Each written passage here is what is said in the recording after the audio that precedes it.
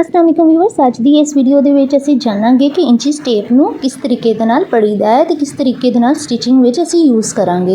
यानी कि सवा इंच की हुंदा है, पौने दो, सवा इंच, पौने इंच, मीटर किहनूं कहंदे आ ते सेंटीमीटर ते इंचिस दे विच की फ़र्क हुंदा है ते गज़ ते मीटर किस हिसाब दे विच हुंदे आ, सब कुछ जानांगे असीं अज की इस वीडियो दे विच। ते चलो आपां शुरू कर लैंदे आं टाइम ज़ाया कीते बगैर। ते आ देखो इंचिस टेप है मेरे कोल सामने मेरे, तो ये इंचिस टेप जो स्टिचिंग दे विच बहुत इंपोर्टेंट रोल प्ले करता है। आ सारे इंचिस बने हुए ये उपर हुण देखो 1 इंच नूं असीं इत्थों छड्ड देंगे क्योंकि इत्थे ये भी है। तो आ देखो 1 इंच तो लैके आ 2 इंच तक का जोड़ा स्पेस है ना, ये 1 इंच कहलाता है। ठीक है, यानी कि आ मेरी उंगली की पोर जिन्ना जोड़ा स्पेस है ना, ये 1 इंच कहलाएगा। ठीक है, तो इस तो बाद दे विचों जिहड़े इंचिस आउणगे, देखो आ 2 इंच हो गया ना इत्थे, ते आ 2 तो बाद जिहड़ा आ वाली थोड़ी लंबी वाली लाइन आनी है ना, इन्ना स्पेस जिहड़ा ना 1 इंच दा, ते इन्हां दोनों दे आ दरम्यान दे विच जिहड़ी लाइन है ना, ये हाफ आ इहदा। ठीक है, आ वाला जिहड़ा हैगा ना पॉइंट, ये हाफ आ, 2 ते 3 दा हाफ है इत्थे। ठीक है, इस गल नूं तुसीं समझ लो। इस तो बाद दे विचों 2 तो बाद जिहड़ी आ लाइन आ, इहदा मतलब है कि ये 2.5 इंच है। ठीक है, ये 2.5 इंच इत्थे हो गया, यानी 2 ते 2 दा हाफ 2.5 इंच। तो इस तो बाद दे विचों देखो आ वालियां जिहड़ियां दोनों लाइनां दे दरम्यान दे विच आ वाली लंबी लाइन है, ये 2.25 इंच है।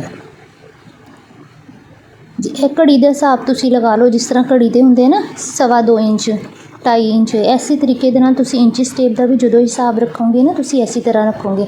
तो 2 तो जिहड़ी पहले लंबी लाइन है ना, ये हैगी पौने 2, ये पौने 2 का हिसाब आ।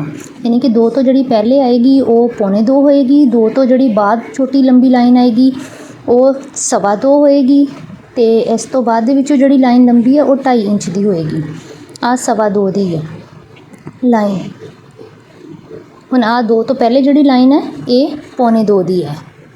इस चीज़ में तुसीं अच्छे तरीके दे नाल घड़ी दे नाल समझ लेना। आ 2.5 इंच की लाइन है।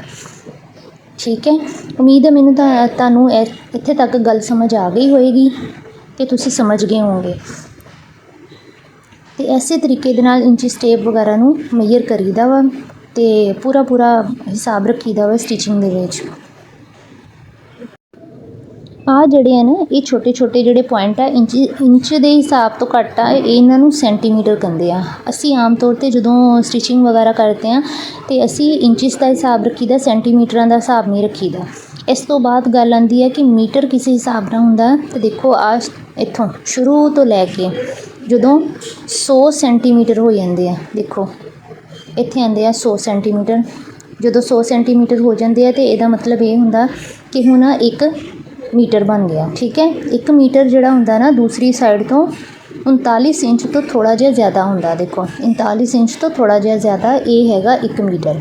तो जिहड़ा 36 इंच हुंदा ना, वो हुंदा गज़, यानी गज़ हुंदा 36 इंच का, तो मीटर जिहड़ा हुंदा वो 39 इंच का हुंदा। हुण तुहानूं बेसिक चीज़ां जिहड़ियां ना वो समझ आ गईयां होणीआं कि इंचिस टेप किस तरीके दे नाल पढ़ीदा वा, किस तरीके दे नाल इहदी मेजरमेंट का हिसाब रखीदा। तुहानूं मेरी वीडियो कैसी लगी मैनूं कमेंट सैक्शन च ज़रूर दसना। अपना बहुत सारा ख्याल रखना। अल्लाह हाफिज़।